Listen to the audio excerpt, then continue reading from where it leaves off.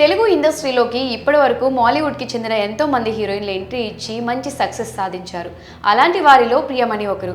2003లో ఎవరే అతగాడు మూవీతో టాలీవుడ్లోకి అడుగుపెట్టింది.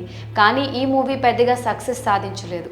ఆ తరువాత జగపతి బాబుతో కలిసి నటించిన పెళ్లైన కొత్తలో మంచి సక్సెస్ సాధించడమే కాదు, ప్రియమణికి వరుస ఆఫర్లు తెచ్చిపెట్టింది. ఎన్టీఆర్తో నటించిన యమదొంగ బ్లాక్ బస్టర్గా నిలిచింది. అప్పటి వరకు ఎంతో సాంప్రదాయ లుక్లో కనిపించిన ప్రియమణి నితిన్తో నటించిన ద్రోణ మూవీలో బికినీతో రెచ్చిపోయింది. ఇంకేముంది, అప్పటి నుంచి ప్రియమణికి తెలుగు, తమిళ, కన్నడ, మలయాళ భాషల్లో బిజీ హీరోయిన్ గా మారింది. తెలుగుతో పాటు పలు భాషల్లో నటిస్తూ తనకంటూ ప్రత్యేక ఇమేజ్ సొంతం చేసుకుంది ప్రియమణి.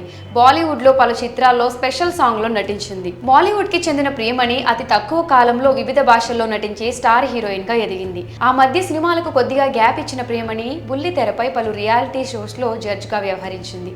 ఓవైపు వెండితెర, బుల్లి తెరపై రాణిస్తూనే మరోవైపు వెబ్ సిరీస్ లో నటిస్తోంది.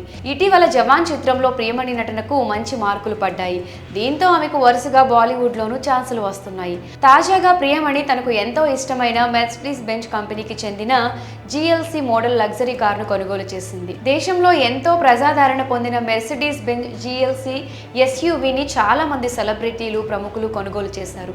తాజాగా వీరి ఖాతాలోకి నటి ప్రియమణి కూడా చేరింది. ఖరీదైన జర్మన్ లగ్జరీ కారు కొనుగోలు చేసింది.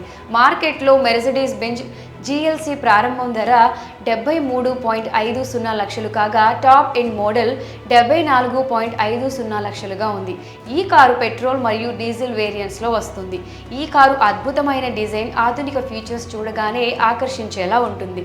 ప్రస్తుతం దీనికి సంబంధించిన ఫోటోలు నెట్టింట వైరల్ గా మారుతున్నాయి. మరి ప్రియమణి లగ్జరీ కారు కొనడంపై మీ అభిప్రాయాన్ని కమెంట్ సెక్షన్ లో కమెంట్ చేయండి.